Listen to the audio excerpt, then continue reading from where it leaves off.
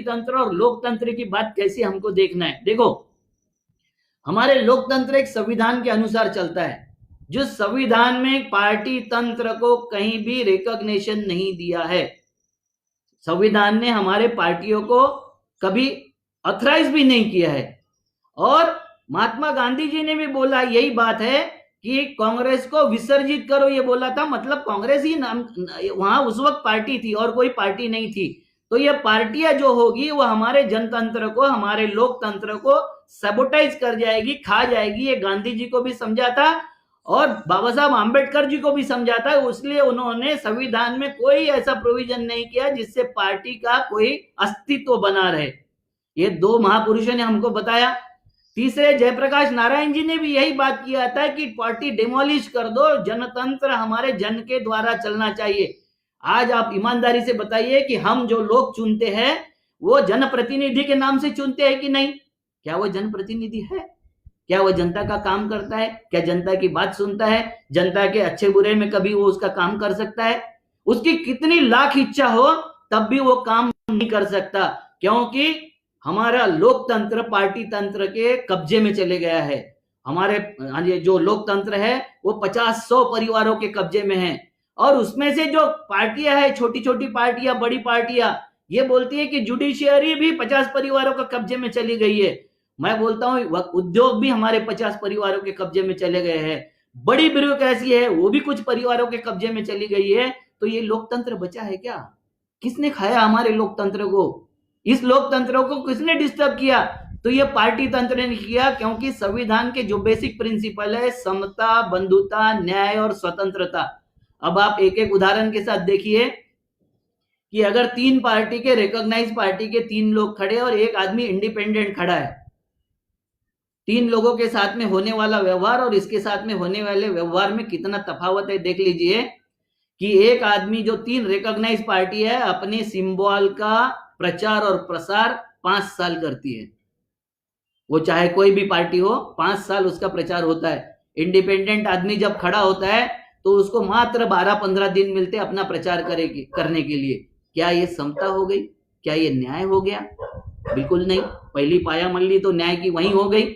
दूसरा देखिए कि जब फॉर्म भरता है कोई भी आदमी, तो इसको अनुमोदक कितने चाहिए और उनको अनुमोदक कितने चाहिए? उसको इंडिपेंडेंट को 10 लोग चाहिए, इसको नहीं चाहिए। क्यों नहीं चाहिए भाई?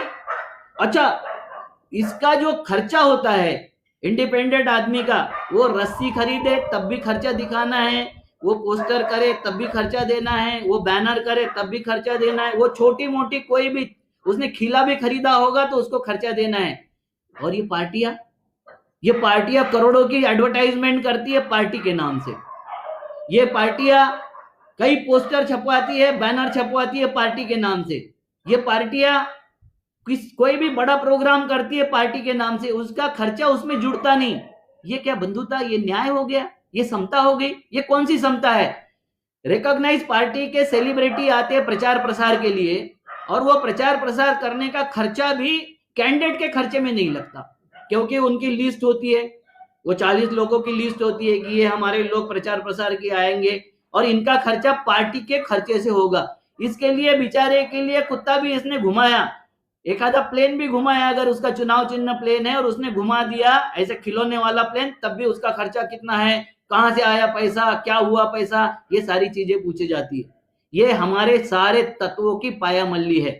अब और देख लो कि हम जब फॉर्म भरते हैं तो फॉर्म भरते वक्त क्या होता है कि फॉर्म भरते वक्त व्यक्तिगत जानकारी पूछी जाती है कि कैंडिडेट कितना पढ़ा लिखा है, कैंडिडेट के परिवार में कौन कौन सदस्य है, उनका इनकम टैक्स रिटर्न की क्या अवस्था है, उनके परिवार की क्या अवस्था है, उसके ऊपर कोर्ट केस है कि नहीं है, क्रिमिनल कॉन्स्पिरेसी में कहीं फंसा हुआ है क्या, व्यक्तिगत जानकारी पूछते हैं कि नहीं।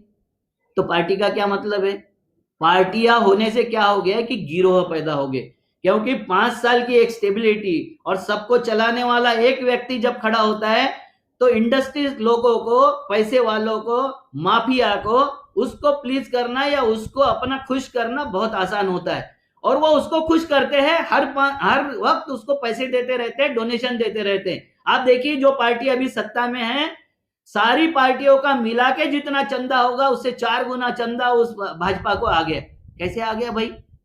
और आप पैसे वालों से पैसे लोगे, गरीबों से वोट लोगे और काम किसके लिए करोगे? तो पैसे वालों के लिए करोगे या तो अपने पार्टी के आका के लिए काम करोगे। क्या हम बोल सकते हैं कि हमारा कोई सांसद पार्टी के नेतृत्व के विरोध में अपना मत प्रदर्शित कर सकता है, अपने मत से कोई मतदान कर सकता है, अपने मत से कोई स्टेटमेंट दे सकता है? आप कभी सोच सकते हो?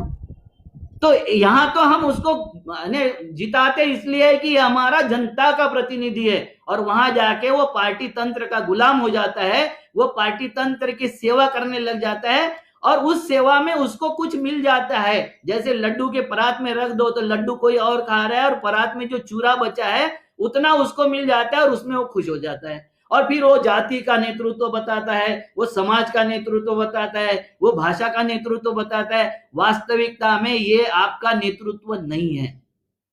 गत 30-40 सालों में आपका कोई प्रतिनिधि जन सामान्य से नेता बना हुआ नहीं है। मुलायम सिंह जी, कांशीराम जी, शरद पवार जी, बाला साहब ठाकरे जी, जयललिता जी, वो नवीन पटनायक के भी पिताजी जेबी पटनायक जी, लालू प्रसाद यादव जी, ये लास्ट जनरेशन है जो समाज से बढ़ के आई थी और जिन्होंने हमारे देश का और समाज का, राज्यों का नेतृत्व किया। इसके बाद में तो इनके बच्चे आ रहे हैं, समाज का कोई नेतृत्व उभर के नहीं आ रहा है, क्योंकि इन्होंने व्यवस्था ही उसी तरीके से गढ़ लिया।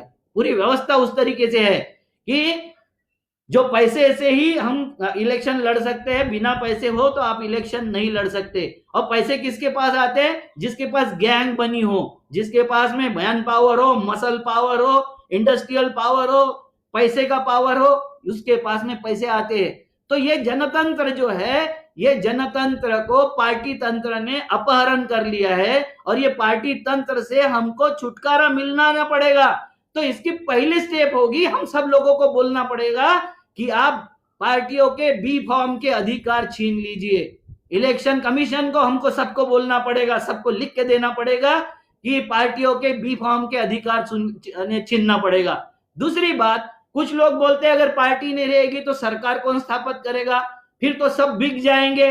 भाई, बिकने के लिए खरीदार तो चाहिए ना, कौन खरीदेगा? अगर 544 सांसद जनता में से चुन के आए, जनता को वादा करके चुन के आए, जनता को कुछ बता के चुन के आए, तो पार्टी के नाम से तो वोट नहीं मिला उनको, ना किसी नेता के नाम से वोट मिला, उनका व्यक्तिगत उनके नाम से वोट मिला। तो वो कम से कम कॉमन मिनिमम प्रोग्राम तो बना के करेंगे ना। अरे हम इतनी सारी जनता, एक कॉन्स्टिट्यूंसी में 15 लाख की जनता, हम कुछ ना कुछ कॉमन मिनिमम प्रोग्राम के साथ में एक नेता को जिताते, एक सांसद को, एक विधायक को जिताते हैं, तो क्या हमारा 12 लाख का प्रतिनिधि इतनी भी अकल नहीं रखेगा कि अगले बार जीत के अगर आना है तो मुझे क्या करना पड़ेगा? मुझे लोगों की इच्छाओं पर खरा उतरना पड़ेगा, मुझे लोगों की जरूरतों पर खरा उतरना पड़ेगा। नहीं तो क्या होता है, लोग इच्छा एक तरफ चलती है, लोगों की डिमांड दूसरे तरफ चलती है, और ये आपको चने बांटते रहते हैं। आप बोलते हैं ये कर दो, वो बोलते नहीं नहीं ये नहीं, एयरपोर्ट बना दिया हमने, बड़े बड़े नेशनल हाईवे बना दिए। आप बोलते खेत को पानी दो, वो बोलते खेत को पानी की क्या जरूरत है, हमने बिजली के संयंत्र लगा दिए।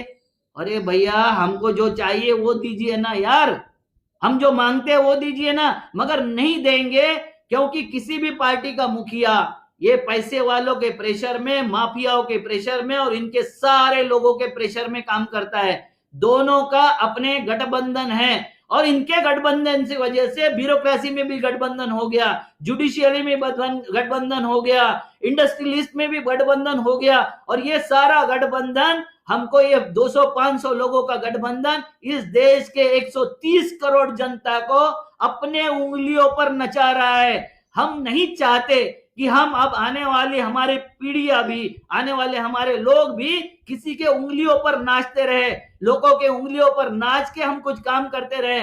आज की तारीख में हमने तय कर लिया है कि हमारा ये नेता है, हमारी ये पार्टी है, और जिसके वजह से उसने कोई भी गलत डिसीजन लिया, भक्त उसका समर्थन करने में आ जाते हैं, उसके विरोधी उसका विरोध करने में आ जाते हैं। ना उसके अच्छी कोई निर्णय का हम स्वागत कर सकते खुले दिल से, ना उसके गलत निर्णय का हम विरोध कर सकते हैं। ये कैसा डेमोक्रेसी है, ये कैसा जनतंत्र है कि जिसमें हम हमारी मन की बात ना बोल सकते हैं, ना कह सकते हैं। जैसे ही आप बोलना शुरू कर देते हो कि हमने जैसा बोला अभी कि भैया मोदी जी, ये दिया बत्ती जलाने से तेल कहां से आएगा, कैंडल कहां से आएगी, और ये सब करने से होना क्या है। वो इसरो के साथ में और नासा के साथ में समझौता हुआ था, उस वक्त हमने कोरोना को बहरा कर दिया था।